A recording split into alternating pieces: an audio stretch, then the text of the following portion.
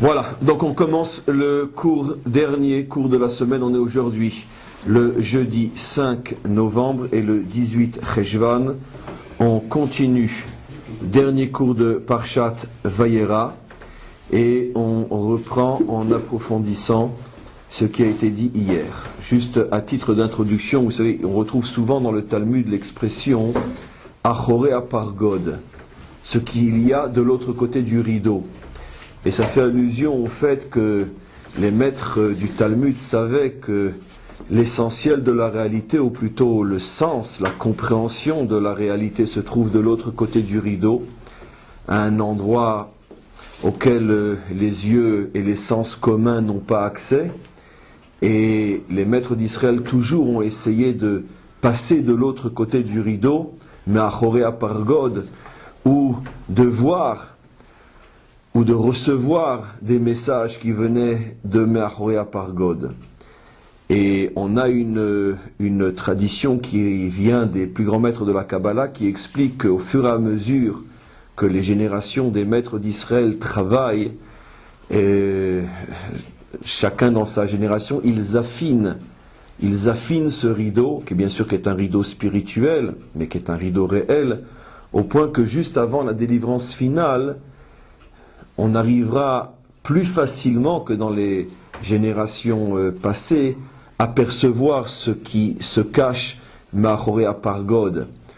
Et donc le fait qu'il y ait de plus en plus de dévoilement de ce monde qui se cache derrière le rideau, c'est une preuve que véritablement la délivrance est proche. Et donc finalement, si vous vous rappelez le cours d'hier, à plus forte raison si vous le révisez, vous verrez qu'effectivement, hier, énormément de notions qui se trouvent Me'achoré Apargod ont été expliquées. Et on va continuer aujourd'hui, en essayant de conclure tout le passage avec Avimelech. On a donc expliqué hier, très brièvement, que depuis la faute, quand je dis la faute, ça englobe et la faute de Adam Arishon et la faute de Caïn, puisque Caïn vient sceller la faute de Adam Arishon. On a expliqué que finalement, le canal, ou les deux canaux essentiels qui permettaient la descente des âmes sur terre, ces deux canaux ont été abîmés. Un a été complètement fermé et l'autre a été dévié. Je rappelle brièvement en quelques minutes le cours d'hier. Il y a deux canaux. Il y a le canal qui est branché au niveau de l'union entre Yesod et Malchut, ce qui produit les âmes des justes, ceux qui, d'une certaine manière, comme Yosef Hatzadik, sont les piliers du monde, permettent au monde de ne pas sombrer sous le poids des fautes de l'humanité. Et il y a un autre canal qui est branché au niveau de l'union entre Abba et Bita, entre le père et la fille, Chochma et Malchut, où là descendent les âmes de la délivrance. C'est tout le cours d'hier. Qu'est-ce qui s'est passé avec la faute ? La faute a attaqué ces deux canaux d'une manière différente. Le canal de Malchut Yesod a été bouché, d'où la stérilité de Sarah. L'histoire des justes ne peut pas commencer, le premier juste c'est Yitzhak. Tandis que le canal qui se situe au niveau de Chochma et Malchut a été dévié dans l'impureté. C'est pour ça que la première fois qu'une âme de la délivrance va descendre, c'est dans l'inceste entre Lot et ses filles. Donc ça c'est ce qu'on a expliqué hier, mais quand on l'a expliqué ça hier, c'était déjà énorme pour des gens qui n'ont aucune notion, mais ce n'est même pas encore le milliardième de la fraction de la goutte de l'océan, de tout ce qu'il y a à dire sur ces notions. Et aujourd'hui je voudrais voir un autre petit milliardième de cette goutte-là, pour mieux comprendre et pouvoir conclure le cours. La question qui se pose, ce que nous n'avons pas posé comme question hier, c'est mais alors, si, puisqu'on ne connaît au départ que deux manières de faire descendre les âmes, soit par l'union Malchut Yesod, soit par l'union Abba Malchut, puisque ces deux canaux sont abîmés, alors d'où viennent les âmes qui continuent à descendre sur terre ? D'où viennent-elles ? Puisqu'on sait très bien que même après la faute, évidemment, les créatures ont continué à naître à se produire et à se reproduire. Alors qu'est-ce qui s'est passé? Depuis hier, qui c'est qui a décidé d'avoir ma peau? Dites-le franchement. En plus, c'est le même qu'hier. Très bien. Et donc, je continue. C'est pas grave, de toute façon, il faudra bien que ça arrive un jour, quelqu'un aura bien ma peau. Et donc je reprends le texte. Et donc, qu'est-ce qui se passe puisque les âmes continuent à descendre sur terre? Alors là, on touche à une notion extrêmement, extrêmement profonde qu'on va effleurer, même si l'effleurement, pour nous, c'est déjà énorme. En vérité, les maîtres de la Kabbalah, ainsi que les maîtres du Talmud, qui se font dans cet esprit-là, on pourrait dire les porte-paroles des maîtres de la Kabbalah, donnent une allusion extrêmement, extrêmement codée, qui va nous servir de réponse pour répondre à la question que je demande, d'où viennent les âmes après la faute, puisque tout est abîmé en haut. Alors, dans leur langage codé, les maîtres disent que le Nachash, en français malheureusement le serpent, mais c'est tout sauf ça, le Nachash a eu un rapport avec Chava. En vérité, nous, là, on ne voit qu'un dialogue, mais Baruch Hashem, les maîtres d'Israël qui ont accès à l'illisible, à ce que l'œil profane ne voit pas, ont compris, dévoilé, apporté des preuves, mais ce n'est pas maintenant le sujet du cours, ont apporté des preuves comme qu'en vérité, derrière ce dialogue, il y avait une tentative de s'emparer de Chava et de carrément en faire son épouse. Et il est arrivé à le faire, pas complètement au point de pouvoir vivre définitivement avec elle, mais il est arrivé à avoir un rapport avec elle. Vous ne posez pas la question comment, quoi, qu'est-ce, c'est pas à ce niveau, tout ça ce sont des codes.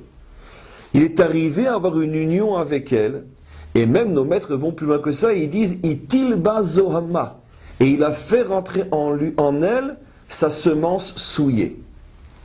Alors bien sûr, ce ne sont que des codes, ces choses-là. Mais si on sait décoder, on va comprendre ce que ça veut dire. Le problème de cette union entre le Nachash et Chava, qui s'est même concrétisé par une semence qui a donné quelque chose, c'est que Chava était mariée. Donc automatiquement, même si on reste au niveau du code, lorsque le Nachash s'unit à elle, c'est donc un adultère. C'est donc un adultère, et automatiquement, cette semence qui est rentrée en elle et qui a produit quelque chose, est un enfant adultère, un mamzer. À quoi font allusion les maîtres d'Israël? Ils font allusion à une notion extrêmement profonde. On va essayer d'abord d'expliquer en bas pour comprendre ce qui se passe en haut. Qu'est-ce que c'est une mamzeroute en bas? Normalement, ne peuvent produire une âme, on va dire, saine dans les deux sens, que un homme et une femme qui s'unissent d'une manière saine dans les deux sens. D'accord? Physiquement et moralement. Mais s'il y a une union complètement perverse, on n'imagine pas qu'un enfant qui puisse naître d'une chose pareille va être sain avec et santé. C'est absolument impossible. Comment de l'abomination peut naître quelque chose de propre? Donc c'est pour ça que la Torah nous a dévoilé quelles étaient les relations abominables qui ne pouvaient produire que des monstres, entre parenthèses, même si ce n'est pas forcément visible sur son front et sur son nez, ça veut dire des âmes complètement abîmées, complètement tordues. C'est, entre autres, il n'y a pratiquement que ça, l'adultère. L'adultère et l'inceste. C'est-à-dire les rapports qui produisent la mamzerout, en hébreu mamzer, soit un rapport avec une femme mariée, soit un rapport entre les parents proches qui n'ont pas le droit d'être ensemble, le père, la fille, la mère, le fils, frères et sœurs. Il y en a d'autres aussi, mais je prends bien sûr à titre d'exemple les plus connus. Donc la Torah bien sûr définit quels sont les rapports incestueux et quels sont les rapports adultères. Le problème qui va se passer est que, bien évidemment, on peut mettre au monde un enfant adultère. Alors, d'où va venir son âme? Ne rentrez pas maintenant dans la question stupide, oui mais il n'est pas responsable, car ce n'est pas le sujet. Ce n'est pas de ça qu'on parle ici. D'accord? On parle maintenant de faits et on n'apporte pas on pourrait dire une appréciation morale. On parle de faits, comment les structures du monde fonctionnent. D'accord? un enfant de parents blancs est blanc, un enfant de parents noirs est noir, un enfant de parents jaunes est jaune. Nekuda. Je veux dire, c'est pas un problème, il l'a pas voulu, c'est pas de sa faute. C'est comme ça. D'accord? Les parents produisent ce qu'ils font et ce qu'ils sont.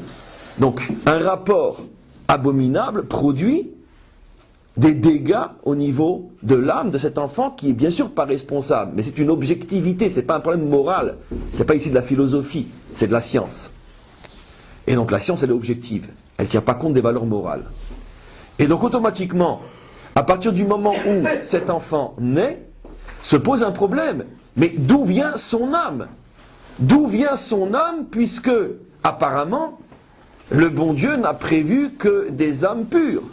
Comme il est dit, Elokai neshamash natatabi teorai. Et d'une certaine manière, quand je dis pur, j'englobe Israël et les nations. Bien évidemment, les nations aussi ont une âme pure. Mais à partir du moment où l'âme descend d'une manière pure. Un non-juif, une non-juive qui s'unissent, qui ont un enfant, l'âme est pure. Comme chez nous. Il y a des problèmes de niveau, peu importe, ou de catégorie, ou de fonction, peu importe. Mais l'âme est pure. Donc d'où vient l'âme d'un adultère? Puisque chez les nations aussi il y a une notion d'adultère ou d'inceste. Un homme qui va avec sa mère, même chez les nations, l'enfant est mamzer, c'est un adultère. Donc d'où vient l'âme? Alors maintenant, la réponse à cette question, on revient à ce que j'ai dit il y a 10 minutes. En vérité, ce que voulait le Nachash, c'est justement empêcher l'âme pure d'arriver sur terre d'une manière pure.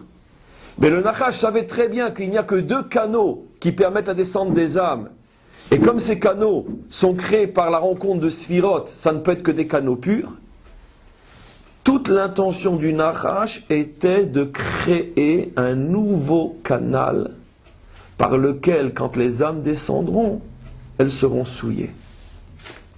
Et il a créé, le Nachash, le canal de la Mamzerout, qui existe en haut depuis la première faute. C'est-à-dire, si on peut donner un exemple, d'accord, imaginez-vous que ça c'est le monde d'en haut, il y avait 2 canaux qui permettaient, 2 orifices, puisqu'on parle de pétard, qui permettaient la descente des âmes, le canal qui était branché à la rencontre Malchut Yesod, qui devait donner l'âme des justes, le canal qui permettait la descente des âmes de la délivrance, mais il n'y avait pas d'autre canal. Qu'est-ce qu'a fait le Nachash? Il a créé, comme quelqu'un qui vient avec une perceuse et qui fait un trou dans un endroit qui était bétonné, il a créé un nouveau canal qui va permettre aux âmes de descendre par ce canal. Mais le problème est que si une âme descend par ce canal, elle se souille, car c'est un canal qui est impur, il a été créé dans l'abomination. Le problème, c'est qu'il ne s'est pas seulement contenté de ça, de créer un nouveau canal. Il a voulu que toutes les âmes maintenant descendent par ce canal de manière à ce que tout celui qui naîtra sera forcément souillé. On va expliquer ce que c'est la souillure. Et donc qu'est-ce qu'il a fait? En plus du fait qu'il a créé ce canal, qu'est-ce qu'il a fait? Il a pris en vérité ce canal et il l'a branché à l'orifice du canal par lequel devait descendre l'âme des justes. Et quant au canal par lequel descendent les âmes de la délivrance, il est arrivé à le tordre et à le faire descendre dans les poubelles aussi de la Mamzerout. Puisque la première fois que va descendre une âme par ce canal, c'est dans le rapport entre Lot et ses filles, qui est donc un inceste, qui est donc de la Mamzerout. Et donc qu'est-ce qu'il fait? Le Nachash introduit la Mamzerout partout en haut. Je fais une parenthèse. Ce que je vous dis ne sont pas des codes, ne sont pas des symboles, ne sont pas de la philosophie. Gardez-vous bien d'imaginer que ce sont des métaphores. Je parle d'une réalité absolue. Absolue. D'accord? Dans des mondes absolument vrais, où les choses se passent d'une manière absolument objective et technique, comme je l'explique. Sauf que dans un monde où nos perceptions, on pourrait dire, humaines, n'ont pas accès. Et donc, que fait le Nachash? Oui. On n'est pas loin du péché originel. Mais je ne parle que de ça. Ce n'est que ça. Absolument. Absolument. Mais un mensonge ne peut pas se construire sans vérité au départ, par définition. Donc, je ne parle que de ça. Sinon, comment le mensonge se construit s'il n'y a pas une vérité au départ? La différence entre la vérité et le mensonge, c'est que le mensonge est une construction fausse sur une base vraie, et la vérité, c'est une construction vraie sur une base vraie. Et donc, qu'est-ce qu'il fait? il prend le canal de la mamzerout et il le colle là où il y a l'union entre Yesod et Malchut, et le canal Chochma Malchut, il le tord pour que ça tombe dans les poubelles de l'histoire. Et à ce moment-là, le monde d'en haut se trouve dans une situation catastrophique, les âmes ne peuvent plus descendre, puisque si une âme descend, il ne lui reste plus que ou le canal Yesod Malchut, c'est un canal de Mamzerut, ou le canal Chochma Malchut, c'est aussi un canal de Mamzerut. Et donc, on comprend maintenant ce que disent nos maîtres lorsqu'ils expliquent, c'est ça l'origine donc au péché originel, ils expliquent, c'est eux qui le disent, sinon comment on aurait pu leur piquer l'idée, que la faute du Nachash, juste avant que vous rentiez, était qu'il a eu un rapport adultère avec Chava, ce qui a donné après tout le mythe du péché originel tel que c'est expliqué par les autres. Mais en vérité, l'origine vient de chez nous. Effectivement, ils traduisent la faute par un rapport sexuel interdit. Mais en vérité, pour bien nous faire comprendre ce que j'explique, ce que les autres ne savent pas, il n'y a que nous, les maîtres d'Israël, qui savons ce qui s'est passé. Et donc, tout son but était donc de créer un nouveau canal de descente des âmes, de manière à souiller l'humanité tout entière. Alors, on a compris, on continue. Seulement le problème est, retenez bien tout ce que j'ai expliqué parce que c'est toutes les clés du cours qui va suivre, j'espère. Le problème c'est qu'au niveau des âmes, elles ne sont pas toutes au même niveau. Vous savez que très globalement, les âmes se décomposent selon la structure des 10 attributs divins, les 3 premiers étant Chochma, Bina et Da'at, et les 7 autres étant Chesed, Gvura, Tiferet, Netzar, Od, Yesod, Malchut. On a l'habitude de décomposer les 10 attributs divins en 2 catégories. Les 3 premiers qui sont des attributs divins extrêmement, extrêmement élevés, et les 7 derniers qui sont beaucoup, beaucoup moins élevés. Maintenant, il y a des âmes qui sont des âmes très, très, très, très, très, très, très élevées, comme les âmes des très, très, très, très grands justes, qui, elles, proviennent des 3 plus hauts niveaux des attributs divins, Chabad, Chochma, Bina et Da'at. Il y a des âmes qui sont des âmes très bonnes, comme les nôtres, qui ne proviennent pas de Chabad, mais qui proviennent des 7 autres niveaux. Il y en a c'est de Chesed, il y en a c'est de Gvura, il y en a c'est de Netzar, etc., qui prennent 7 autres niveaux, qui en soi sont des niveaux très kadosh, très saints, mais qui ne sont pas non plus suffisamment forts pour provenir des 3 premiers attributs divins. Un homme comme le Baal Shem Tov, bien évidemment, son âme vient de Chabad. Un homme comme vous et moi, l'âme vient des 7 niveaux d'en bas, etc. Alors maintenant, qu'est-ce qui s'est passé quand le Nachash a mis son tuyau, le tuyau de la Mamzerout, quand il l'a mis à l'orifice de ce qui, au départ, était un orifice d'âme pure? Qu'il ne descende plus d'âme du tout, c'est absolument impossible. Parce que sinon le monde s'arrête. Et le Nachash sait très bien que Dieu ne va pas arrêter de faire descendre des âmes. Mais qu'est-ce que va faire Dieu pour se défendre? Ne me demandez pas comment c'est possible, il n'a pas de se défendre. Vous comprenez comment je parle. Qu'est-ce que Dieu fait dans le système qu'il a lui-même mis en place pour se défendre? C'est qu'il va faire la chose suivante. Il va empêcher les âmes qui viennent des 3 attributs d'en haut, Chabad, de descendre, de manière à ce qu'elles restent pures jusqu'à ce qu'on trouve un tikkun possible. Et donc ces âmes-là ne vont plus descendre. Et il ne va laisser descendre que les âmes qui proviennent des 7 niveaux d'en bas, qui dans la mesure où dès le départ elles ne sont pas 100% extraordinairement extraordinaires, leur souillure n'est pas non plus extraordinairement grave.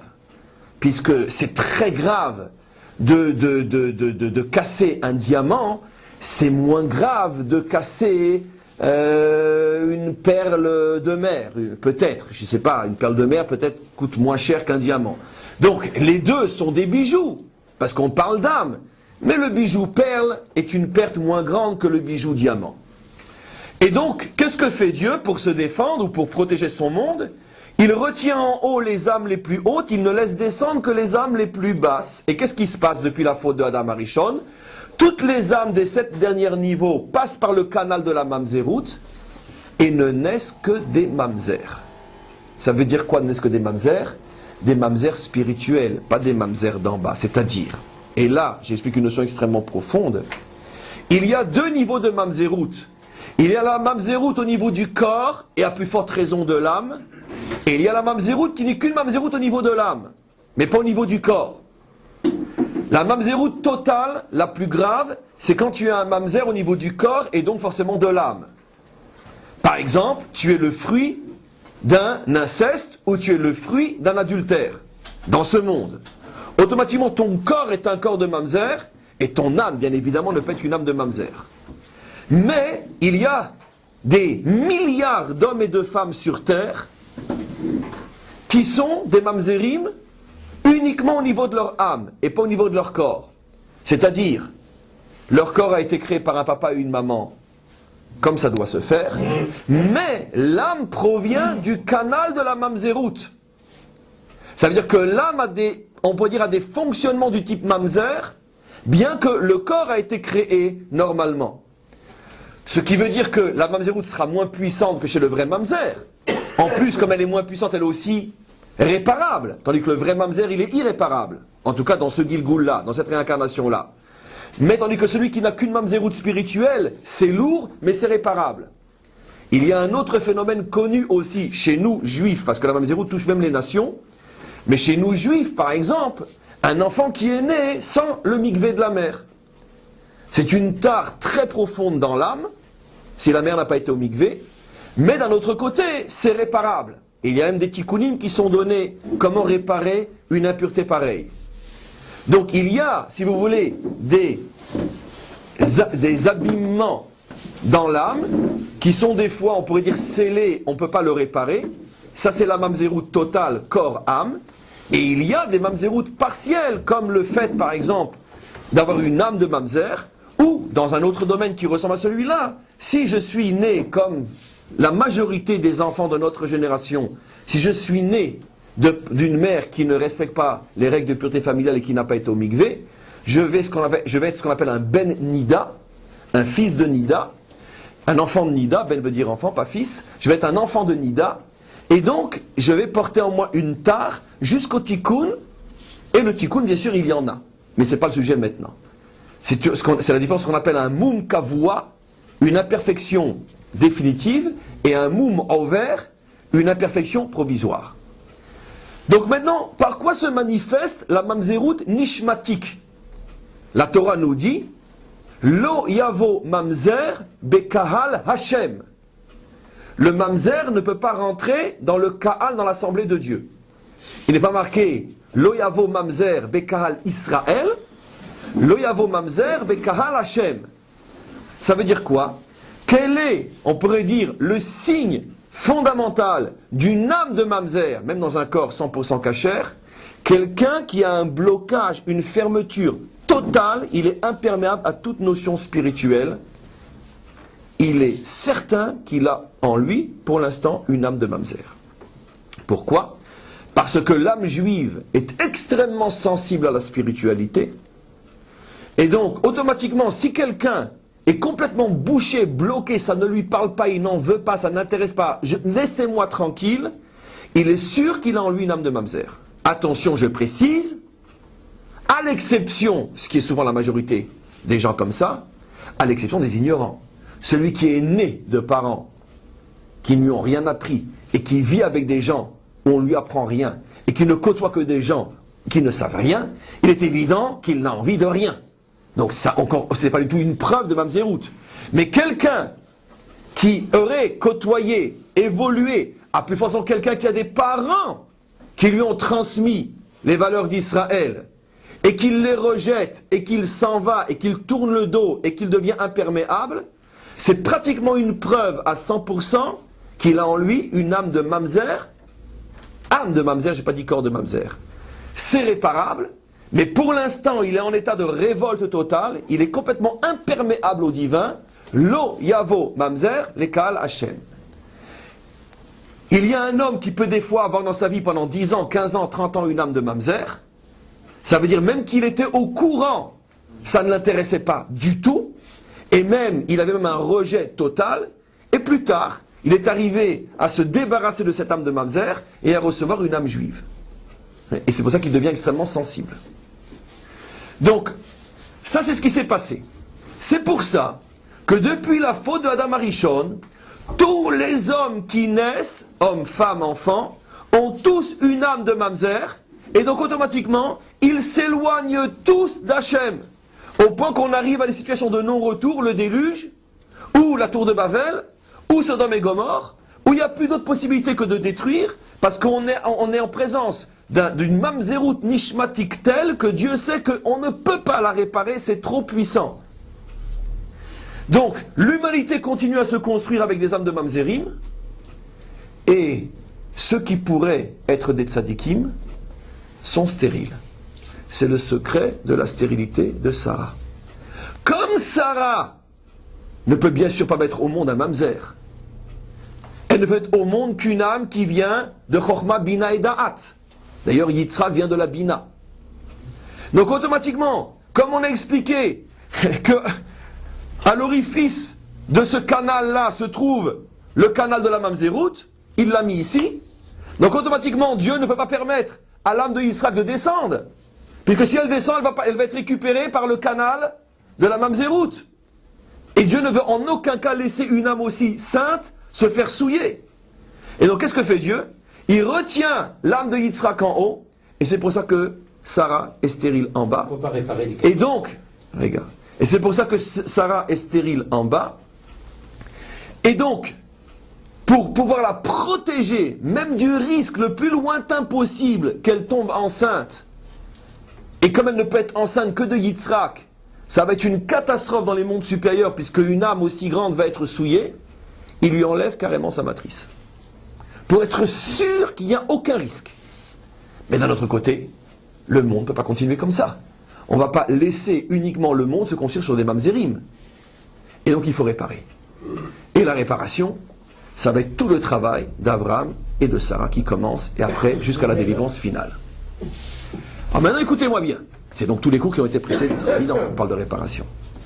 Et maintenant on va comprendre plus profondément qu'à la réparation. Et on va commencer maintenant à reprendre notre texte. Qu'est-ce que va faire Abraham chez Avimelech? Pourquoi part-il là-bas? Et deuxième question qu'on a posée hier, c'est pourquoi faut-il, comme c'est explicite dans le texte, que c'est en guérissant l'ouverture, l'orifice de Avimelech, que ça guérit l'orifice de Sarah. Ma'akesher. Écoutez le secret du secret. D'où vient Avimelech? Avimelech est un Philistin. D'où viennent les Plishtim? Les Plishtim sont l'incarnation biblique de la Mamzerout. C'est un peuple de Mamzer. D'où on le sait. Fin de Parshat Noach avec Rashi. Fin de Parshat Noach, on est après la tour de Babel, et la Torah passe en revue tous les enfants qui sont sortis des 3 enfants de Noach, les enfants de Japhet, les enfants de Ham et les enfants de Shem. Et au niveau des enfants de Ham, on nous dit là-bas qu'il a eu différents enfants. Entre autres, Ham a eu un enfant qui s'appelait Mitzrayim, qui lui a été le fondateur de l'Égypte. Mitzrayim, c'était au départ un enfant. Et Mitzrayim, lui, a eu d'autres enfants qui s'appelaient, donc les petits-enfants de Ham, qui s'appelaient les Kaftorim et les Kasluchim. Et tout d'un coup, le verset dit quelque chose d'absolument incroyable. Et les Plishtim sont sortis à Sheriatsu Mehem. Les Kasluchim et les Kaftorim se sont unis. Et d'eux sont sortis, mais dans le sens d'être éjectés, les Plishtim. Et Rashi fait remarquer, dans toute la Torah, sans exception, on ne trouve jamais qu'une naissance d'enfant s'appelle Vayetsu. Ça s'appelle Vayivaldu. Comme tous nos textes, et il a mis au monde, Vayivaled, Vayivaled, Vayivaled, Vayivaled, Vayivaled. La chante Vlad, un enfant. Tout d'un coup, une seule fois dans toute la Torah, pour dire ils ont fait un enfant, il est dit Vayetsu. Ils ont sorti. D'accord?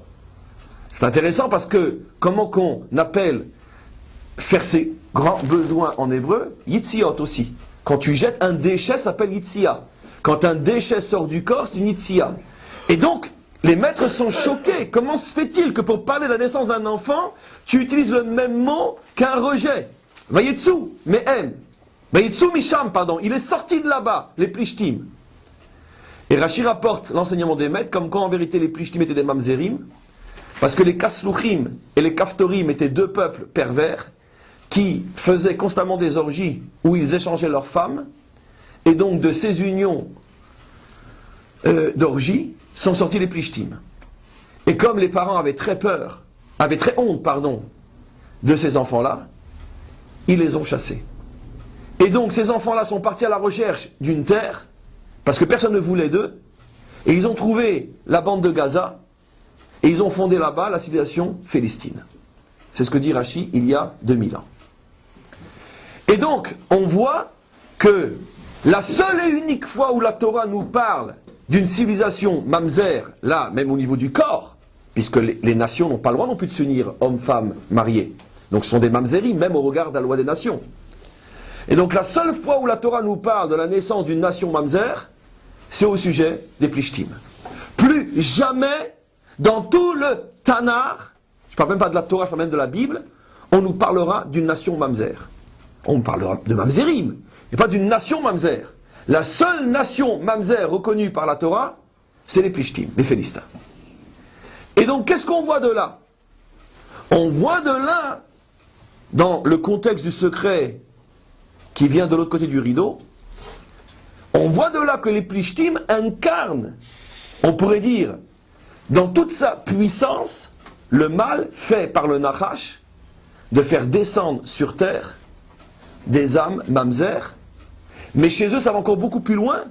Non seulement ils ont des âmes mamzer, comme beaucoup d'autres, mais ils ont même, en tant que nation, pas en tant qu'individu, une nation de corps mamzer, c'est du jamais vu dans l'histoire. C'est-à-dire que toute la puissance de la mamzeroute se trouve dans le contexte biblique sur la bande de Gaza. Et donc Abraham sait que pour faire le tikkun, il va falloir s'attaquer à l'inattaquable, au chef de tous les mamzerim de la terre, Avimelech. Et il prend donc son courage à aujourd'hui, pas à demain. Il prend son courage à aujourd'hui, car ceux qui prennent leur courage à demain sont des lâches, comme on le sait. Il prend son courage à aujourd'hui, et il dit, si je veux que ma femme soit enceinte, si je veux ouvrir le canal qui va permettre à l'âme de Yitzhak de descendre, il faut que je fasse le tikkun de la mamzeroute de Avimelech. Il ne sait pas comment, mais il part et il va vivre là-bas. Qui lui demande d'aller là-bas? Il n'a pas eu une révélation de Dieu, il n'y a rien. C'est la première fois dans toute la Torah qu'on voit Abraham aller quelque part sans la moindre indication pourquoi tu vas là-bas. Tous les déplacements d'Abraham sont couverts par le bon Dieu. Va, revient, monte, descend. Ici, rien. Pourquoi? Parce qu'Abraham sait qu'est arrivé le moment du tikkun. Pourquoi? Puisqu'on vient de lui promettre la naissance de Yitzhak. Or, il sait que toutes les promesses d'en haut sont bien gentilles, mais c'est à lui de faire le travail principal, il faut déboucher.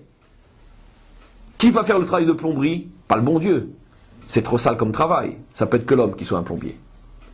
Et donc, le bon Dieu donne les directives, mais celui qui va mettre la main dans la saleté, c'est Abraham. Il faut descendre chez Avimelech. Et regardez la merveille. À ce moment-là, qu'est-ce qui se passe? Puisque Avimelech est conçu dans l'adultère, il ne peut que rechercher l'adultère. Tout de suite, elle arrive, hop, viens ici toi. N'oublions pas que Sarah est la réincarnation de Chava. Inutile de vous dire que Avimelech est la réincarnation du Nachash, bien évidemment. C'est évident, un peu tout ce qu'on dit. Et donc le Nachash reprend sa Chava. Seulement cette fois-ci, ça ne se passe pas comme ça, parce que Chava, elle n'avait pas encore d'expérience. Elle venait de naître, elle s'est déjà fait bouffer. Mais Sarah, elle dit, une fois tu meurs, tu ne mourras pas deux fois. Et donc qu'est-ce qui se passe à ce moment-là? À ce moment-là, tout de suite, il y a un empêchement qui fait qu'il ne peut pas la toucher. Le tikkun commence, il n'arrive pas à recommettre un acte adultère. Il va chez Abraham et il lui dit, comment se fait-il que tu as amené sur moi Chata'a Gdola? Chata'a Gdola. Il y a deux fois, dans toutes les parachiotes depuis le début de Bereshit, qu'on parle du mot Chata'a. Hatat, hatat. Au sujet de Caïn, quand Dieu lui révèle que la porte va être bouchée, il lui dit qu'il a pétard, hatat, rovetz. Qu'est-ce qu'il voulait faire Caïn? Lui aussi voulait faire un adultère. Il voulait prendre la femme de qui? De Havel. On le sait, on en a parlé. Qui était en fait la sœur. Il voulait sa femme, il l'a tuée pour prendre sa femme. Mais il la voulait. Il voulait créer un acte adultère. Puisqu'ils sont tous des mamzerim. Et donc, qui se ressemblent, s'assemblent. Hachem lui dit, mais si tu fais ça, hatat, tu vas sceller la faute de ton père. Qu'est-ce qui s'est passé? Avec la faute de Adam, le tuyau de la mamzerout avait été créé, il avait été amené en dessous l'orifice des âmes. Mais il n'avait pas été encore scellé. Hachem lui dit, c'est pas encore branché. Si tu continues à vouloir cet acte adultère, alors tu vas mettre le hatat, qui est l'adultère, qui est la mamzerout, tu vas le mettre à l'orifice. Il n'a pas écouté, il a tué son frère, et il a pris la femme qui lui était interdite, et à ce moment-là, il a collé le tuyau en haut. Et donc c'est pour ça que, qu'est-ce que dit Avimelech à Abraham? Tu veux amener sur moi le hatat? Tu veux amener sur moi la faute d'adultère? Comment n'as-tu pas osé me dire, comment as-tu osé ne pas me dire que c'était Ta femme.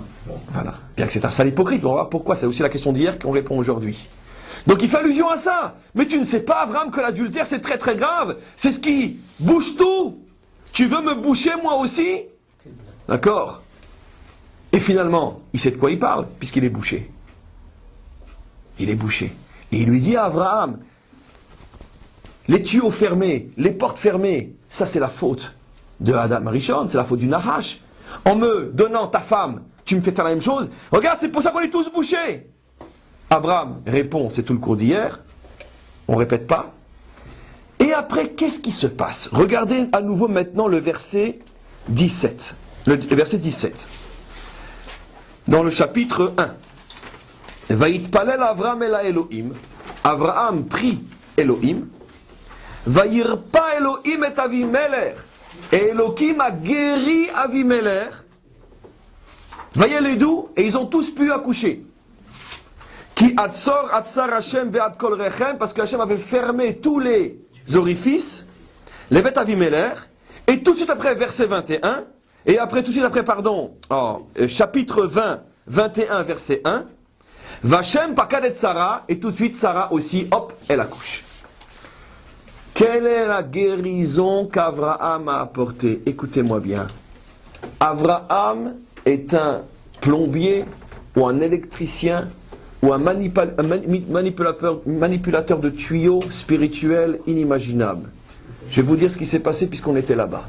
Regardez ce qu'il a fait. Pourquoi Hachem a bouché le tuyau de Avimelech? En bouchant le tuyau d'Avimelech, Hachem a tout simplement bouché le tuyau de la mamzerout. Plus d'âmes descendent. Pendant quelques heures, plus personne ne naît dans le monde entier. Pas seulement dans la maison d'Avimelech. Hachem bloque le tuyau et commence la réparation. Le Nachash avait mis son tuyau ici, à l'endroit où doit descendre les âmes pures. Et donc qu'est-ce que fait Hachem? Ça ne va pas durer longtemps ça. Si ça dure trop longtemps, le monde va mourir, il n'y a plus d'âmes. Qu'est-ce que fait Hachem? Atzor Atzar. Il bloque le canal d'Avimelech, qui est le canal de la mamzerout. Qu'est-ce que fait Abraham? Il a quelques minutes par sa prière pour opérer là-haut une transformation inimaginable. Il prend le tuyau d'Avimelech, il le sort de là et il le remet ailleurs. Ça c'est la guérison. Il ne peut pas empêcher la mamzerout de continuer, car ce n'est pas encore la Géoula. Pour les besoins du monde, il faut que le tuyau de la mamzerout continue à faire descendre tout ce qu'il y a de mauvais, mais qui permet à l'histoire de continuer. Mais d'un autre côté, le grand problème était que jusqu'à ce moment-là, qui est peut-être le plus grand moment de toute l'histoire de la Genèse, ce moment ici, il y a un miracle qui se produit pour la première fois depuis la création. Un homme, au véritable péril de sa vie, est arrivé à passer de l'autre côté du rideau, à débrancher ici, à recoller là, et à enfin libérer le tuyau de la sainteté, et tout de suite après, et Abraham et Sarah a un enfant. Parce Parce que cet enfant qui est Yitzhak, qui attendait que le tuyau de sa mère soit débouché, ce tuyau est débouché par le mari, et le mari rebranche le canal de la Mamzerout dans un autre trou, et automatiquement, Abraham descend. Abraham a gagné. Il a débouché l'orifice de la sainteté à partir de ce jour-là. C'est-à-dire qu'à partir de ce moment-là, commence l'histoire de la descente des âmes de justes sur terre. C'est pour ça qu'il va y avoir après Yitzhak, Abraham, etc., etc. Je continue. Donc on a compris maintenant quelque chose d'extrêmement profond. On a compris qu'est-ce que Abraham est parti faire chez Avimelech, puisque Avimelech est un mamzer, roi d'un peuple mamzer. Il est l'incarnation de tous les problèmes qui se passent en haut. Abraham rentre dans la gueule du loup, et le temps que les dents se referment sur lui, il arrive à opérer comme un véritable commando, comme un véritable peut-être espion secret qui agit dans les lignes, derrière les lignes étrangères, et qui fait des choses inimaginables pour préparer après la victoire de son armée. Abraham opère dans les lignes étrangères, et il fait une chose extraordinaire. On peut dire, et je le redis, qu'on assiste ici au plus grand passage de toute la Torah. C'est ici qu'est née, on pourrait dire, l'histoire des justes. Et on le doit à Abraham, Ha'anak Agadol, comme on l'appelle, ce géant, Etan Haaretz, c'est cette puissance sur terre, comme l'appellent nos prophètes, parce que c'est à lui qu'on doit que le monde a pu sortir de cette malédiction du Nachash. Après, ça va aller en s'affinant jusqu'à la délivrance finale, bien sûr. On continue. Alors maintenant, on continue. Maintenant, je ne peux pas tout expliquer. Faites un effort vous aussi. On continue maintenant. On va maintenant voir un passage qui va confirmer tout ce qu'on explique. Prenez le verset 22 dans le chapitre 21. Cette fameuse alliance que Avimelech demande de faire avec Abraham. Regardez. Donc, entre-temps, bien sûr, Yitzhak est né. Entre-temps, le canal de la Mamzerout n'empêche plus aux âmes saintes de descendre. Le monde commence à être réparé. La réparation finale sera lorsque le canal de la Mamzerout disparaîtra entièrement, où tous les Mamzerim disparaîtront. Mais pour l'instant, on a gagné que les Mamzerim ne gênent plus le passage de la sainteté. Ça, on a déjà gagné, ce qui est déjà énorme. Regardez maintenant le verset 22, dans le chapitre 21. Vaïi ba'eta'i, et ce fut en ce temps-là, Vayomer Avimelech, Avimelech a dit, ou Pichol Sar Tsevao, ainsi que Pichal, son général d'armée, El Avraham à Avraham, les morts. Elohim imcha, nous savons que Dieu est avec toi. Bechol asher ata aseh, aussi dans tout ce que tu entreprends. Ve'ata maintenant, Ish avali, jure-moi be'elokim, par Dieu, Ine im tishkor li ul nini ul nechdi, que tu ne feras pas de mal ni à moi, ni à mon fils, ni à mon petit-fils, ni à mon arrière-petit-fils. Que chesed asher asiti imcha, comme le chesed que je t'ai fait, Taaseh il m'a dit, tu feras avec moi, Ve'ima aretz asher gartaba, et avec le pays où tu as séjourné. Donc, Avimelech demande une alliance qui va durer 4 générations. Lui, son fils, son petit-fils, son arrière-petit-fils, à Abraham, ne fais pas de mal à mon peuple et à ma terre. Tout de suite, Vayomer Avraham Anochi Ishavea. Abraham dit, je jure. Pourquoi? Comment? Demande au bon Dieu, renseigne-toi, ça vaut la peine. Rien. Tout de suite, je jure. On continue. Et regardez maintenant ce qui se passe. Veochiar Avraham et Avimelech alodot be'er hamayim. Et voilà que Abraham se met à faire un reproche à Avimelech au sujet du puits d'eau vivante. Be'er, c'est de l'eau vivante. Asher gazou avde Avimelech, que les serviteurs d'Avimelech avaient volé. Puisqu'ils passent leur temps, comme on le sait, à voler les puits d'Abraham, puis après de Yitzhak. Vayomer Avimelech, et Avimelech a dit, comme d'habitude bien sûr, lo yadati, mais je ne savais pas. Mi asa et adavar azeh, je vous dis en avance, le cours ne descendra pas au niveau du politique. On sait tous à quoi ça fait allusion tout ça, mais c'est trop ras des pâquerettes par rapport à ce que j'ai envie de dire et ce que je dois dire. Donc on reste haut. Toutes les autres conclusions, chacun d'entre vous peut les faire tout seul à la maison.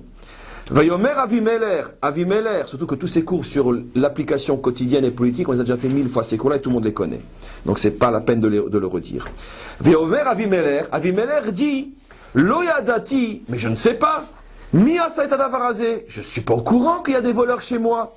Comprenez? Vegamata Loigatali, et en plus tu aurais dû me le dire, toujours la victime qui devient, l'agresseur qui devient une victime. En plus tu aurais dû me le dire. Vegamanochi lo shamati, bildiayom, et j'ai rien entendu jusqu'à aujourd'hui. Bon, on sait ce que ça veut dire encore une fois, ne soyons pas lourds. Qu'est-ce que fait Abraham? Abraham ne répond même pas parce que ça vient de trop bas pour être relevé. Qu'est-ce qu'il fait Abraham? Il dit comme ça. Vaikar Abraham son ou bakar. Abraham prend du petit et du grand bétail. Vaïten l'Avimelech. Et il les donne à Avimelech. Vaïchetush neembrit. Et ils font à cet endroit-là une alliance. Et regardez combien de bétail il prend. Et il prend 7 animaux. Et c'est les 7 animaux qui vont symboliser l'alliance. Cet endroit, je tourne, je ne lis plus. On va l'appeler Beersheva. On verra tout de suite après. Beersheva, le puits des 7. 7 quoi et 7 moutons. Maintenant, je vais répondre à la question que j'avais laissée en suspens depuis hier. Qu'est-ce que c'est, on pourrait dire, cette schizophrénie d'Avimelech qui d'un côté semble bon et d'un côté est une crapule. Et la Torah, on pourrait dire, montre ces deux aspects. Ici, devant Abraham, il redit, on fait un traité de paix parce que je t'ai fait du chesed. Et on ne voit pas cette fois-ci que Abraham l'envoie balader comme la dernière fois avec sa femme. Avec la femme, il n'a pas lâché. Donc on ne peut pas soupçonner Abraham d'être un diplomate. Grâce à Dieu, il n'est pas à l'ONU. Pourquoi? Parce que quand Abraham a quelque chose à dire, il le dit. Quand tu m'as dit, je ne savais pas que c'était ta sœur, il l'a envoyé balader quand tu ne sais pas. Tu te fous de qui? J'habite à Hebron depuis 26 ans. 26 ans, Rachid fait le calcul, j'habite à Hebron. À 10 km de chez toi et tu ne sais pas que c'est ma femme. Arrête des histoires. Donc là, il ne laisse pas parler. Mais quand il lui dit, je t'ai quand même fait du chesed, hein, donc je dois bien une alliance de ta part, Abraham ne répond pas. En plus, il accepte tout de suite. En plus, il lui donne 7 animaux en guise de traité de paix. Donc Abraham accepte l'argument de je t'ai fait du chesed. C'est vrai qu'il ne l'a pas tué, il l'a escorté, il lui a donné des biens, il lui a donné de l'argent, il lui a dit clairement ma terre est à toi, tu peux être où tu veux, installe-toi avec toutes tes tentes qui sont très nombreuses, contrairement après à son fils Yitzhak où il va être mis dehors. Donc vraiment il lui fait du chesed. Et c'est pour ça qu'Abraham, chas v'shalom, va pas lui rentrer dedans, c'est vrai. Donc qu'est-ce que c'est cette schizophrénie morale où on voit tantôt il est bien, tantôt il est mauvais? L'explication c'est très simple. Jusqu'à ce qu'Abraham fasse le tikkun des tuyaux, d'où viennent les âmes qui descendent la Mamzerout? On a expliqué qu'elles viennent d'où? Eh bien des 7 attributs divins du bas, qui sont des attributs divins qui au départ sont extrêmement élevés. Et ce sont précisément les attributs divins qui définissent les qualités de l'homme, comme on le sait, Chesed, Gvura, Tiferet, Netzar, Oh, ce sont les 7 qualités du cœur. Seulement ces 7 qualités-là, lorsqu'elles passent par le tuyau ou le canal philistin, Mamzer, elles se souillent. Mais en se souillant, elles ne peuvent pas perdre complètement leur nature. Et c'est à ce moment-là qu'est née la schizophrénie morale. C'est-à-dire que toutes les âmes qui vont naître depuis que les 7 attributs divins descendent par le canal de la Mamzerout, ben, tous les hommes qui vont naître vont être du style Avimelech. Mi-figue, mi-raisin, bon, pas bon, gentil, etc. Quand je dis bon, pas bon, ça vous fait penser à quoi? À l'arbre du Tovera. C'était ça la faute de Adam Arishon. C'est qu'il a mélangé le Tov et le Ra. C'est ça le secret décodé. Il a mélangé le Tov et le Ra. Et donc c'est pour ça que qu'est-ce que c'est Avimelech, qui lui est le roi de ce système-là? C'est un homme qui est déchiré entre des fois des pulsions extrêmement bonnes et des pulsions extrêmement mauvaises. C'est pour ça qu'il est schizophrène et qu'il ne sait même plus qui il est. Et c'est pour ça qu'il est extrêmement dangereux. Parce que quand il vient et il dit à Abraham, je t'ai fait du bien, Abraham le sait. C'est vrai que tout d'un coup, Abraham a une envolée de prends ma terre, tout est à toi, vas-y, je dirai rien, installe-toi où tu veux. C'est ce qu'il lui a dit. Mais d'un autre côté, il est prêt à tuer quelqu'un pour lui prendre sa femme, comme Abraham lui a dit. Ça veut dire quoi? Ça veut dire qu'il est tout simplement, la Torah est en train de nous expliquer quel était le genre d'homme qui naissait depuis la faute d'Adam Arishon. C'est les plus dangereux. Parce que au moins, les méchants, tu sais qu'ils sont méchants, tu peux rentrer dedans. Les gentils, tu les embrasses. Mais les méchants gentils qui sont des gentils méchants, qu'est-ce que tu fais avec? Quand il est méchant, tu veux taper dedans, le temps que tu lui tapes dessus, il remonte son visage gentil. Tu peux pas, il te fait pitié. C'est les plus dangereux. C'est ce qu'on appelle dans l'histoire, pas d'interprétation, on la connaît, d'accord? Les agresseurs victimes. Et c'est pour ça que l'ennemi le plus dangereux d'Israël, c'est l'agresseur victime. Celui qui est un agresseur, mais qui se présente aux yeux du monde entier comme une victime. Et il sait le faire. Pourquoi? Parce que c'est vrai que c'est une victime. Et donc, automatiquement, c'est la schizophrénie morale qui devient une arme politique redoutable. C'est beaucoup plus facile de se battre contre un agresseur que contre un agresseur victime. Ou contre une victime agresseur. C'est quand tu te bats contre un agresseur, tout le monde te dit, ben, il rentre plus dedans, vas-y, montre-lui, t'as bien fait, c'est bien. Mais quand tu te bats contre un agresseur qui, dès qu'il prend le premier coup, il remonte son visage de victime, t'es mort. Mais vous osez taper sur des victimes, mais c'est un agresseur. Arrête, tu vois, il n'a pas une tête d'agresseur, regarde la pauvre victime. On a tous compris à quoi ça fait allusion. Ce qui a existé existe encore jusqu'à aujourd'hui. En termes, on finit la comparaison, on a encore trop de choses à voir. Donc ça, la naissance de ce phénomène schizophrène, c'est la mamzerout des Philistins qui aujourd'hui est ce qu'elle est. Maintenant, on continue. Pourquoi maintenant, je vais vous poser une question extraordinaire. Pourquoi Avimelech, écoutez-moi bien maintenant le sod du sod. Pourquoi Avimelech demande une alliance seulement pour 4 générations? Mais si tu demandes, demande jusqu'au bout. Il n'a pas le sens des affaires, on voit que c'est pas un juif celui-là. Tu demande tout. Au moins tu auras peut-être 5, 6, 7 générations. Qu'est-ce que tu demandes que 4 générations? Pourquoi tu t'arrêtes à 4 générations? Pourquoi? Parce qu'en vérité, Avimelech, il dit la chose suivante. Abraham, maintenant que Yitzhak est né, j'ai compris quel tikkun t'as fait là-haut. Donc, il n'y a pas qu'Avimelech, c'est pas un petit paysan de chez où. Il parle avec Dieu. D'accord? Il dialogue avec Dieu. Il dit, la naissance d'Yitzhak a prouvé au monde entier que Elohim est avec toi. Tu es arrivé à faire le tikkun de la faute d'Adam Arishon. Donc maintenant, puisque les âmes redescendent, j'ai compris où est mon canal à moi. Mon canal, tu me l'as déplacé. Ce qui veut dire que quoi? Que nous n'allons plus recevoir des âmes venant de cet attribut divin. Mais nous allons recevoir uniquement des âmes complètement souillées du début jusqu'à la fin. Et il lui dit la chose suivante. Il dit, regarde Abraham, moi, mon fils, mon petit-fils et mon arrière-petit-fils, et ces 4 générations-là, on est tous nés d'âmes qui provenaient encore du premier orifice. On a encore tous du bien en nous. Alors ne nous fais pas de mal. Tu pourras t'attaquer à nous qu'à partir de la 5e génération, quand les Philistins vont se reproduire à partir du nouveau canal où il n'y a que du mauvais qui descend. Mais pour l'instant, il y a encore du bon, alors ne nous touche pas. Ça, c'est un des plus grands secrets, de tous les secrets qu'on peut dévoiler. Surtout quand ça part, on ne sait où après. Il lui dit, regarde, je suis né, mon fils aussi, mon petit-fils et mon arrière-petit-fils. Nous, tu sais bien qu'on a encore reçu des âmes qui viennent de cet attribut divin. Donc on n'est pas complètement mauvais. Alors ne nous fais pas de mal. C'est pour ça qu'il lui dit, pour le chesed que je t'ai fait, il fait allusion à quoi? Au premier de cet attribut divin. Regarde, on a en nous les 7 attributs divins. Abraham lui dit, tu as raison. Et c'est pour ça qu'il lui donne les 7 moutons. Pour lui dire, voilà.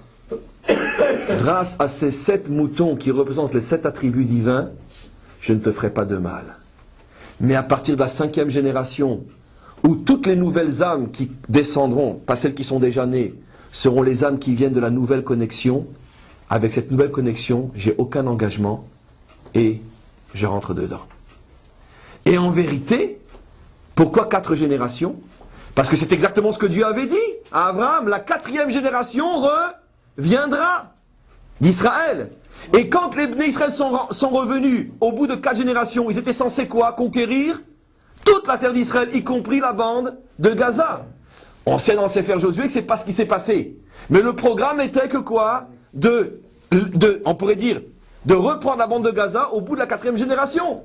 Et donc c'est pour ça qu'Avimelech qui savait ça dit, écoute, je te demande 4 générations encore. Après je sais que je ne peux plus demander grâce. Pourquoi? Parce que de toute façon il n'y aura plus d'attributs divins dans les âmes que nous mettrons au monde. Donc on s'autorise à vous laisser nous chasser de là. Mais pas avant. Et Abraham tout de suite, Veishava. Tout de suite Abraham il a dit d'accord. Donc d'après cette explication-là, Abraham n'a pas fauté. Au contraire il dit, mais je suis d'accord. Mais attention, je veux que tu me promettes une chose. ce n'est que par le mérite des 7 attributs divins qui sont en vous et qui ne durent que jusqu'à la 4e génération selon ce que Dieu m'a dit moi-même. Donc prends les 7 moutons qui seront un signe que mon engagement n'est que jusqu'au moment du retour de Yahushua après la sortie d'Égypte. Ils acceptent. Entre parenthèses, il lui glisse l'histoire des puits volés. Il dit, t'arrêtes de me voler le puits.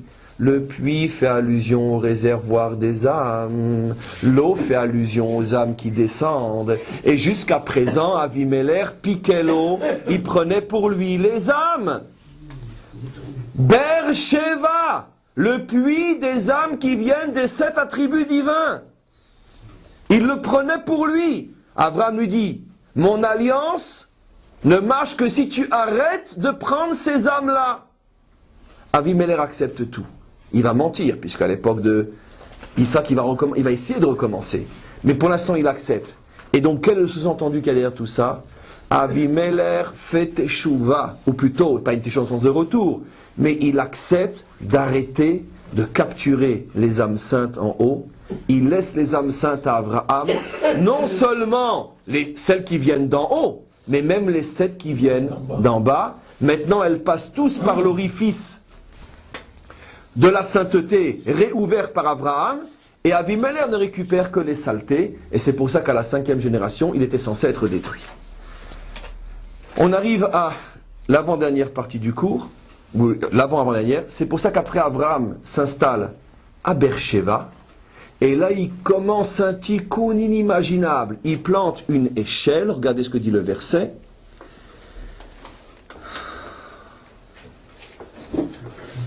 Verset 33 de ce même chapitre. Vaïta échelle be Beersheva, il planta une auberge à Beersheva. Échelle, c'est une auberge. Vaïkra Sham, et il appela là-bas, il proclama là-bas, Beshem Avaye El Olam, le nom d'Avaye, maître du monde. Vaïgor Avram Beretz Plishtim Yamim Rabim, et il resta de nombreuses années à cet endroit, qui est Eretz Plishtim, puisque Beersheva à l'origine c'est Eretz Plishtim, puisque ça s'est passé en Eretz Plishtim. Et Rashi fait le calcul, il est resté là-bas pendant 26 ans. 26 ans, valeur numérique de quoi? Du nom divin. Il est resté là-bas pendant 26 ans pour faire le tikkun du nom divin. Qu'est-ce qu'il a fait dans cette échelle-là? Nos maîtres disent, le monde entier venait se restaurer chez lui, et après il leur apprenait à remercier le Créateur et le Maître et le dirigeant du monde. Voilà. Mais en vérité, qu'est-ce qu'il a fait? Ça, c'est l'explication juste des maîtres qui expliquent volontairement uniquement ce qui se passe de notre côté du rideau. Retournons de l'autre côté, non du rideau. Qu'est-ce qu'il faisait en vérité, Abraham? Abraham récupère toutes les âmes qui sont nées de la Mamzerout et qui n'ont pas été trop esquintées. Il les ramène dans ce échelle pour les réinsérer dans l'orifice du bien. C'est-à-dire, je vous ai expliqué tout à l'heure que la différence entre une mamzerout corps-âme et une mamzerout âme uniquement, c'est qu'une mamzerout corps-âme est irrécupérable par l'homme en tous les cas, au moins pendant ce Gilgoul-là, alors qu'une mamzerout nishmatique uniquement peut être récupérée par l'homme lui-même ou par d'autres qui vont l'aider dans cette même vie. Qu'est-ce que fait Abraham? Il met sur terre un aimant de sainteté qui va attirer toutes les âmes qui sont des mamzer nishmatiques, elles le sont toutes, on l'a expliqué, mais qui n'ont pas encore eu le temps de se souiller complètement, et elles viennent chez lui. Abraham ici nous révèle le principe de la conversion juive, c'est-à-dire la Torah nous interdit, comme j'ai expliqué hier tout le cours sur la conversion, nous interdit nous d'aller au-devant d'eux pour récupérer et faire venir, mais la Torah nous dit en même temps que la délivrance finale dépend du retour de toutes les étincelles perdues. Alors comment on fait parce que je ne peux pas aller les chercher? C'est le principe de l'aimant. Toi tu te mets dans un endroit, occupe-toi toi de servir Dieu. Et ne t'inquiète pas, tous ceux qui sont des étincelles de ton âme reviendront tout seuls vers toi. Parce qu'il y a un aimant spirituel qui s'appelle la lumière d'Israël. Et donc qu'est-ce que fait Abraham? Il construit cet aimant spirituel, un endroit où on sert Dieu du matin au soir, et c'est comme ça qu'il y a une aimantation qui se crée sur toute la planète, et que toutes les âmes qui sont encore récupérables arrivent chez Abraham. Elles ne savent pas pourquoi elles sont là. Ah, monsieur Abraham, j'ai très soif, j'ai très faim, je suis très fatigué, puis-je me restaurer chez vous? Mais bien sûr, je suis là pour ça. Abraham tout de suite repère une étincelle à lui, c'est une étincelle qu'il a le devoir de récupérer. Installe-toi. Et au moment où il faut partir, Abraham dit, remercie. Merci Abraham. Mais non, pas merci Abraham, merci celui dont Abraham est le représentant. Et c'est comme ça que commence l'éducation du monde, et c'est comme ça que finalement il récupère les étincelles, qui restent après avec lui. C'est ça que je vous expliquais qu'Abraham s'est entouré d'une armée, dans le contexte de l'époque bien sûr, de convertis, d'âmes revenues, et c'est pour ça que nos maîtres appellent Abraham, écoutez-moi bien, Rosh Hagerim, la tête des convertis. C'est pour ça qu'un converti s'appelle toujours Ben Avraham. Pourquoi? Parce que dans le principe de la conversion, c'est pas seulement la conversion telle qu'on la connaît sur le plan halachique, c'est le principe de la récupération des étincelles perdues. Celui qui a permis et qui a ouvert et qui a commencé le travail de la récupération des étincelles perdues, c'est Abraham. Et c'est ce qu'il va faire pendant 26 ans à Beersheba. Il va pendant 26 ans, Shem Havayé, récupérer toutes les étincelles perdues de sa génération pour que l'histoire puisse commencer. Maintenant, dernière partie du cours. Je vous ai expliqué hier que ce principe de la naissance de l'âme royale passe par l'union des sphirotes entre le père et la fille. Bien sûr, je n'ai pas l'habitude de prouver tout ce que je dis parce que sinon on passerait plus qu'une heure de cours rien qu'à amener des références, mais de temps en temps quand même, je vous en jette une. Vous n'avez pas devant les yeux, parce que je ne voulais pas demander de l'amener, dans le livre de Ruth, dans la fameuse rencontre entre Boaz et Ruth, là où va descendre véritablement pour la première fois les premières âmes de la royauté, puisque c'est la famille de David. Jusqu'à présent, c'est une préparation à ces descentes, avec Yitzhak, etc. Mais véritablement, la royauté commence à descendre par la rencontre entre Boaz et Ruth. Ruth qui est une Moabite. Alors je vous ai expliqué que pour faire naître une âme messianique, il faut une union entre un père et une fille sur le plan sphirotique. Mais on va voir que même sur le plan de notre monde, de notre côté du rideau, Boaz fait allusion à Ruth, à ce qui va se passer entre elle et lui.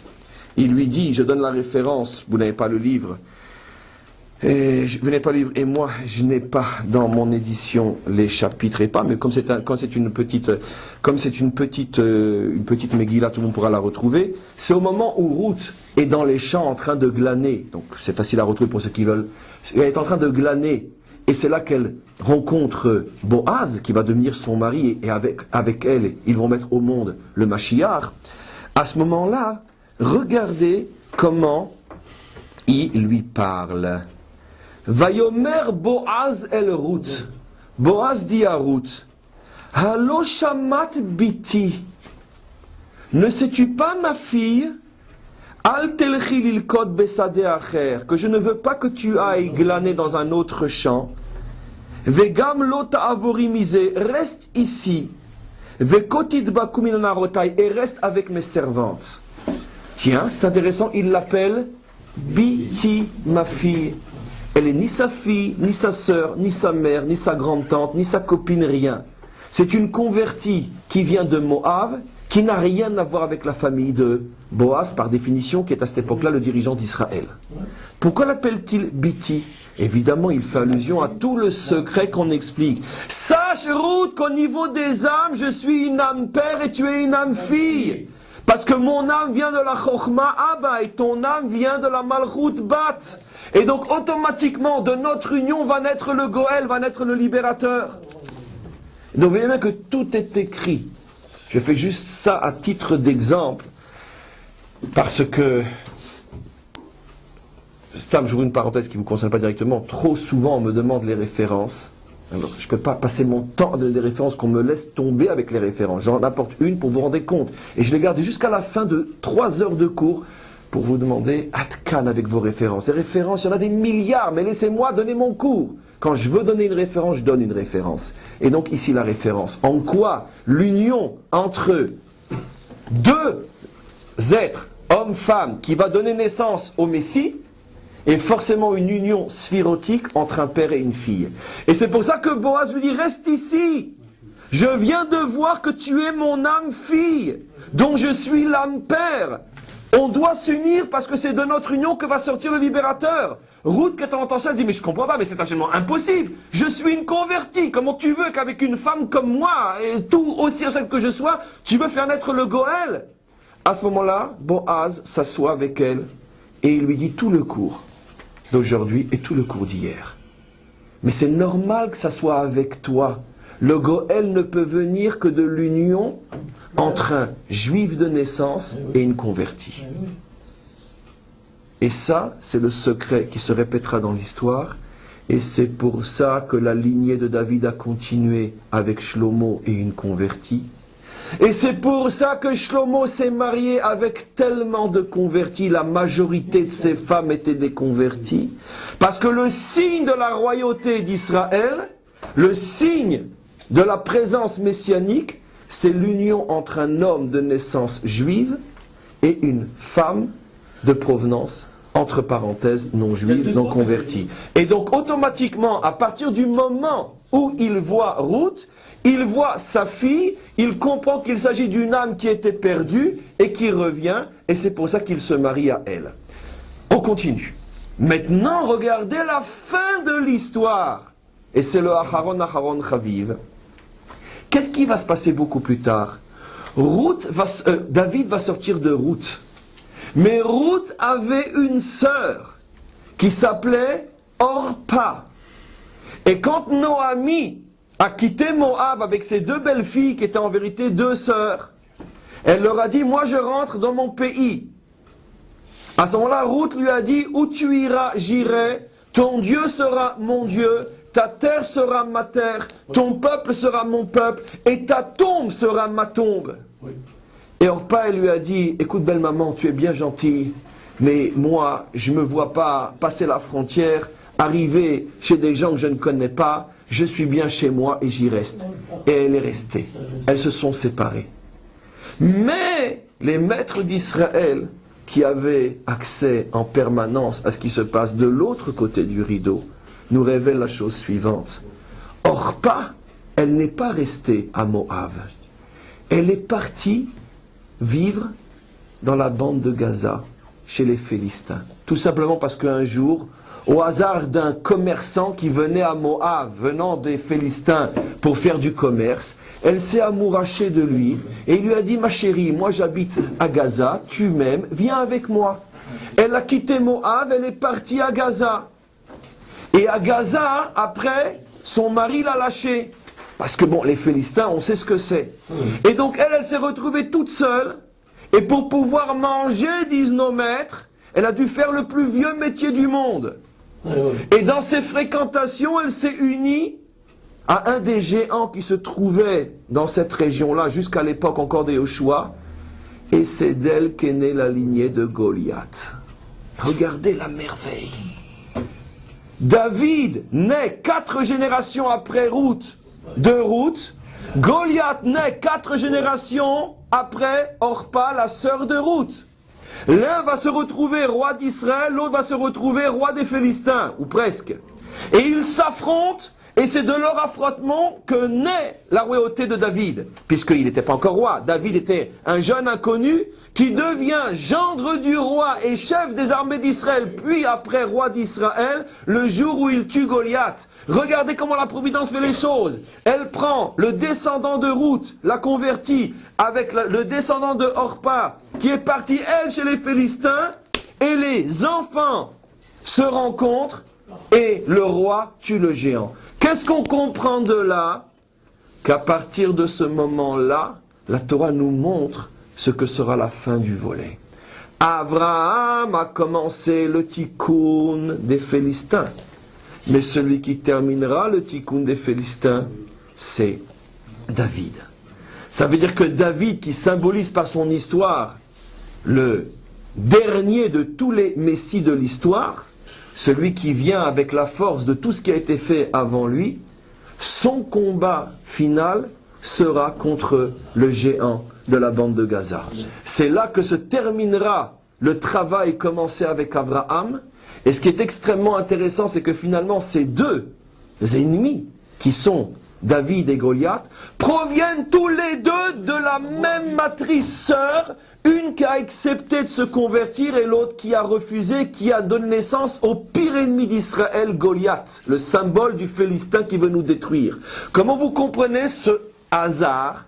Mais ce hasard est très facile à comprendre, parce que les étincelles messianiques sont perdues au plus profond des poubelles de l'histoire, comme on expliquait dans le cours d'hier. Lorsque cette étincelle se réveille, elle donne la lumière la plus grande de toute notre histoire. Ruth, David, Mashiach. Mais lorsque ces étincelles ne se réveillent pas et qu'elles continuent à être souillées dans la poubelle dans laquelle elles se trouvent, elles donnent naissance à des monstres qui deviennent nos pires ennemis. Et c'est pour ça que finalement on a dans toute cette histoire-là peut-être la plus belle histoire de toute la Torah. Et on arrête ce cours pour aujourd'hui. Et si Dieu veut, on continuera une prochaine fois.